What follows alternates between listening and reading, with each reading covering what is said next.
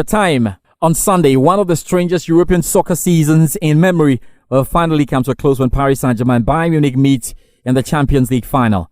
Now, the respective champions of France and Germany will contest the biggest prize in European club soccer in Lisbon's Estadio da Luz. So after a fascinating round of quarterfinals and a pair of thrilling semis, we're down to Paris Saint-Germain and Bayern Munich. Two European giants, but with very different continental pedigrees. Bayern have 5 European titles to their name, having won 3 in a row during the mid-70s and clinching their last prize under Jupp Heynckes in 2013. Now, can the French giants win the Champions League in their first final, or can the German heavyweights clinch their 6th crown? Let's get a bit of perspective right now, and we can start with a French football writer, Matt Spiro. Max, how big is this for Paris Saint-Germain's Qatar owners? The club has been effectively bankrolled by Qatar since 2011, and they have entirely transformed the club's fortune. PSG were a big club in France, and I would say a big club in Europe, even before, certainly going back to the 90s when they won the Cup Winners' Cup and played in 4 consecutive European semi-finals. But they were in a bad place in 2011, and of course they've spent an awful lot of money. And I think much of Europe has enjoyed sort of celebrating their often embarrassing exits from the Champions League. So, yes, it is, of course, a big subject.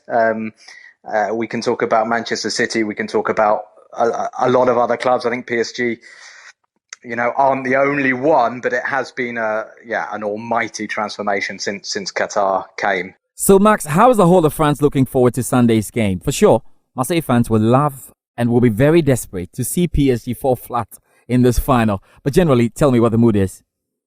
I would say no. I've just seen news that has just come through that it's going to be made illegal in Marseille this weekend to wear a Paris Saint-Germain shirt in town. Police will be desperately sort of trying to make sure there are no problems. Marseille, not only do they hate PSG, they're the one thing they've got on PSG is that they're the only club, Marseille, the only French club to have won the Champions League.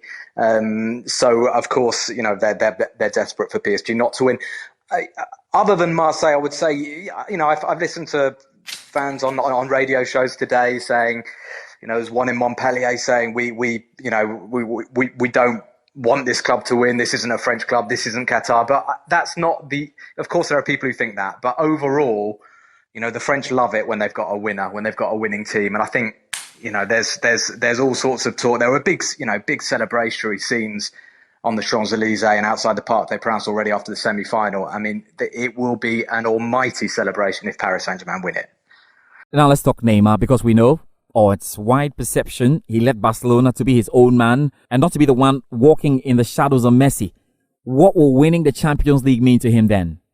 Yeah, I think in some respect it will. It's complex, the whole Neymar story, and his time at Paris Saint-Germain. His record, his goal scoring record is unbelievable, but his 3 seasons has been blighted by injury. Last summer, the Barcelona speculation was just rampant again, and Neymar gave some pretty unhelpful interviews, notably saying that one of his fondest football memories was the remontada that he inspired for Barcelona against PSG, and the PSG fans basically turned on him last summer and just said, look, we don't want you anymore. And when he made his comeback against Strasbourg, he was booed by a lot of fans. There were banners saying, go and get out of our club. They'd had enough. And Neymar, this is where I would say he deserves a lot of credit. He has turned it around through his performances on the pitch this season. Already in that game, he scored an overhead kick against Strasbourg in the last minute to win it. And this season, he has had another injury, but when he's played, he has been absolutely phenomenal. And we've seen, he potentially will be the difference. I think if Paris Saint-Germain win the Champions League, he was just sensationally good against Leipzig. The goals aren't coming yet, but as Thomas Tuchel said, he's not particularly worried about Neymar's finishing. Will it justify him joining Paris Saint-Germain? I think to a large extent it would. Yes, it's a shame for him there's no Ballon d'Or this year. Yeah, I think so. I know outside of France, people find it very hard to sort of look at that transfer in any sort of way other than, he just wanted lots and lots of money and perhaps wanted to be the big star of a football club. But his attitude actually has made a big difference this season, and it all changed for PSG. Certainly in terms of the Champions League, in that second leg against Dortmund, they were absolutely hammered by the press for their first leg performance. They were very lucky to come away with a 2-1 defeat. And Neymar was sort of epitomised this new spirit at PSG in that second leg against Dortmund, because he was fighting for every ball, and he looked so determined. And ever since, he's looked like a very happy and determined man. Matt Spiro is a French football writer who joined us with great perspective. Now let's find out how Germany is gearing up. Ralph Hogenstein will speak shortly, and we'll get to find out what he makes of this. Thank you very much, Ralph, for your time. And let's talk about Bayern, because they look ominous with cricket scorelines all through from the quarterfinals. Should we expect another towering performance on Sunday? They're very confident, obviously, but there was a very interesting photo doing the rounds in the German news media today. It had Kimmich, Müller and Goretzka sitting on the bench by themselves after the final whistle, looking very, very stern and concerned. And the suggestion is that they were talking about some of the problems that Bayern had in this game and how they would remedy them. This is partly speculation, but knowing this team, I wouldn't be surprised if exactly those type of players were having this conversation. And I'm sure that they will be talking to Hansi Flick, and they'll be finding perhaps ways to mitigate this high-risk defense ever so slightly. I don't think Bayern will change necessarily. I don't think they're going to suddenly sit back and play on the break, as they did against Barcelona in 2013 in the semi-final, interestingly enough. I don't think we'll see that, but we might just see maybe the team dropping a little bit deeper, maybe not pressing all the time, maybe just being a little bit more flexible, maybe only pushing one of the fullbacks forward at any given moment. So a slight modification. And I think,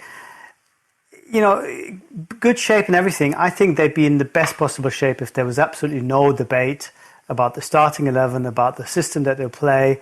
But there is a slight debate, and I think there's a slight sort of concern inside the team that they need to adapt and adjust a little bit if they were to be successful against Leeds. It's the Champions League final, and I've seen Bayern Munich teams lose Champions League finals in pretty dramatic stroke traumatic circumstances in my lifetime.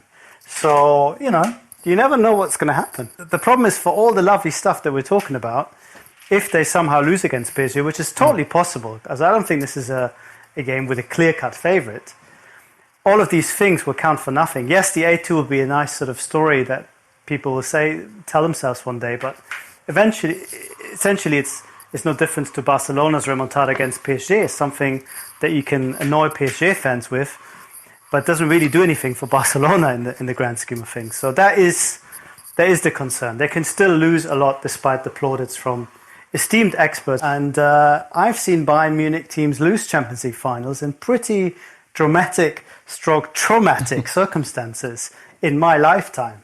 So, you never know what's going to happen. The problem is, for all the lovely stuff that we're talking about, if they somehow lose against PSG, which is totally possible, as I don't think this is a game with a clear-cut favourite. I think the 2013 team were in many ways perfect, but then they had players who probably wouldn't get into this team. Mandzukic up front, Dante at the back.